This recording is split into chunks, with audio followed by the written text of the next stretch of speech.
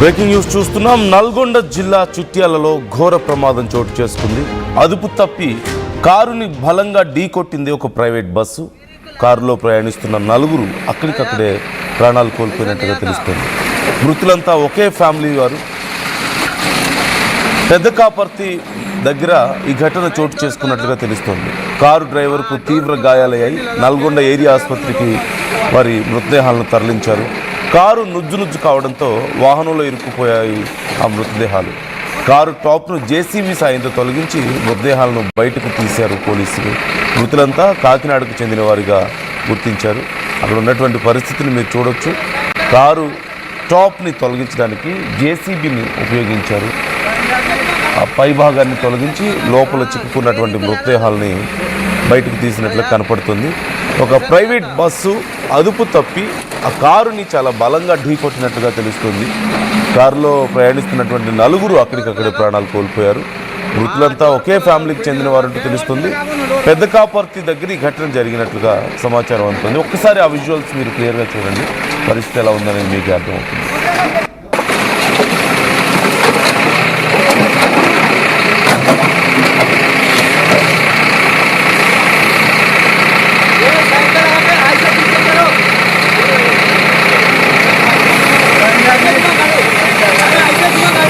Steering को लगा दो। अरे यार ऐसा नहीं आता।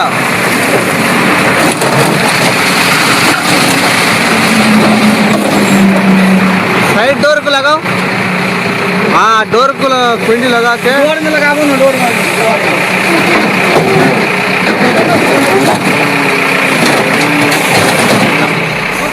ప్రతినిధి అచ్యుత్ మనతో జాయిన్ అవుతున్నారు. డీటెయిల్స్ తెలుసుకుందాం. అచ్యుత్, ప్రైవేట్ బస్సు అక్కడ అదుపు తప్పి కారును ఢీకొట్టినట్లుగా తెలుస్తుంది. మరి ఇప్పుడు ఈ అంశానికి సంబంధించి పోలీసులు ఏం చర్యలు తీసుకుంటున్నారు? ఆ నలుగురు ప్రాణాలు కోల్పోయిన నలుగురికి సంబంధించిన డీటెయిల్స్ ఎలా ఉన్నాయి? నందు, నల్గొండ జిల్లాలో ఈ రోజు తెల్లవారుజామున ఘోర రోడ్డు ప్రమాదం చోటు చేసుకుంది.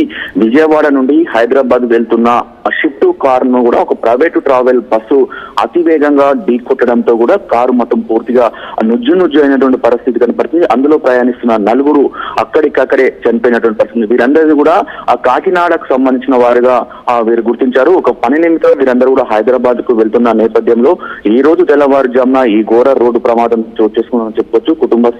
కుటుంబంలో కూడా విషాద ఛాయలు అలుముకున్నాయని కూడా తెలుస్తున్నటువంటి పరిస్థితి కనపడుతుంది. ఏదైతే చిట్యాల మండలం పెద్ద కాపర్ దగ్గరికి రాగానే అతివేగంగా వచ్చిన ట్రావెల్ బస్సు ఈ కారును ఢీకొనడంతో కూడా ఇంత ఘోర ప్రమాదం చోటు చేసుకోవడం తెలుస్తున్న పరిస్థితి కనపడుతుంది. అంటే ఏదైతే ట్రావెల్ బస్సు డ్రైవర్ ఎవరు అంటున్నారో అతను నిద్రమత్తులో ఉండడము, అతివేగంగా ఉండడమే ఈ ఘోర ప్రమాదానికి ప్రధాన కారణమని కూడా పోలీసులు ఇప్పటికే ఒక నిర్ధారణకు వచ్చిన పరిస్థితి కనపడుతుంది. పూర్తిగా దర్యాప్తు చేస్తున్నామని కూడా పోలీసులు చెప్తున్నట్టు పరిస్థితి కనపడుతుంది.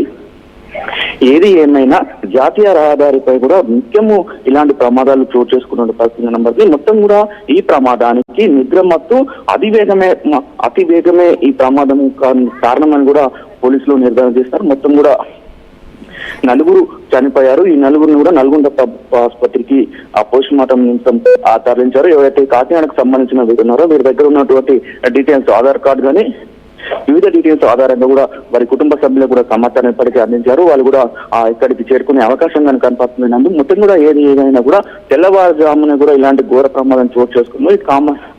పెద్ద కాబట్టి వరుస బంధువులకు విషయాలు చేయాలనుకున్నాయని కూడా చెప్పుకోవచ్చు. ఇప్పటికి దీనికి సంబంధించి కూడా ఈ ప్రమాదం ఎలా జరిగింది, ఏ విధంగా జరిగిందని కూడా నల్గొండ జిల్లా ఎస్పీ శరత్ చంద్ర పవార్ కూడా పూర్తిగా డీటెయిల్స్ తీసుకున్న పరిస్థితి కనపడుతుంది. మరి కాసేపట్లో కూడా ఆ మృతదేహాల దగ్గరికి కూడా వెళ్లే పరిస్థితి కూడా ఎస్పీ కూడా వెళ్తున్నట్టు కూడా సమాచారం అందుతున్న పరిస్థితి కనపడుతుంది.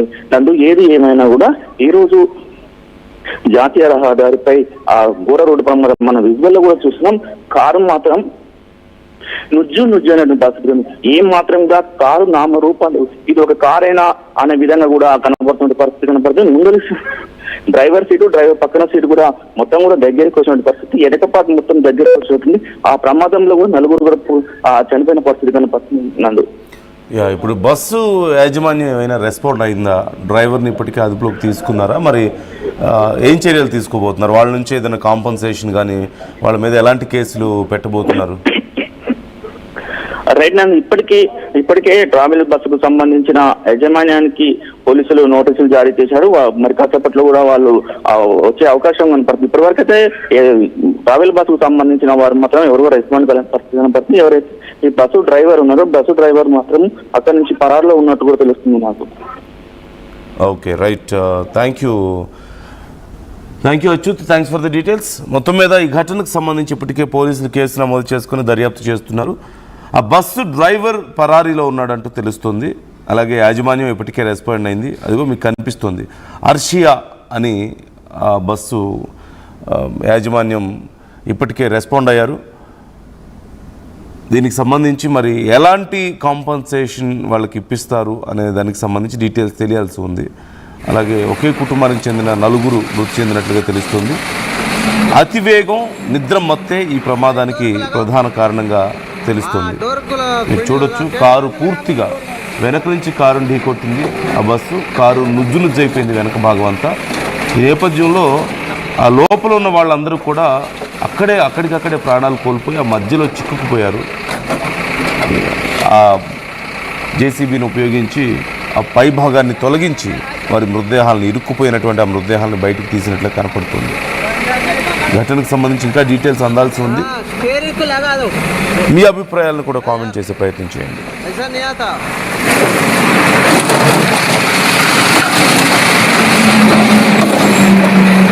साइड डोर को लगाओ, हाँ डोर को कुंडी लगा के डोर में लगाओ ना, डोर में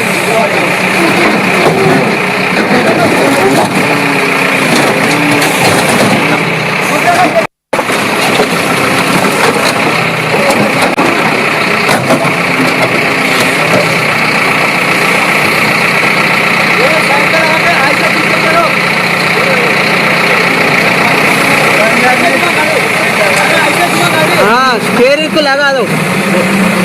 अरे यार ऐसा नहीं आता।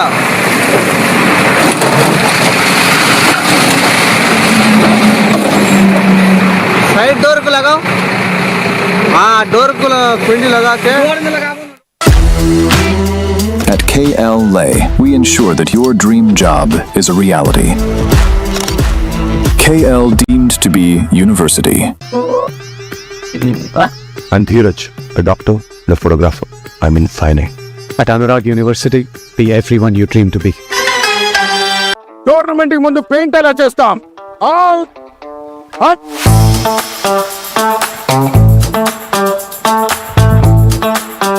ప్లాన్ అయితే చాలా బాగుంది సార్, స్టేడియం పరిస్థితి చూడండి. టోర్నమెంట్ ముందు పెయింట్ ఎలా చేస్తాం? టెక్నో పెయింట్స్ ఉందిగా.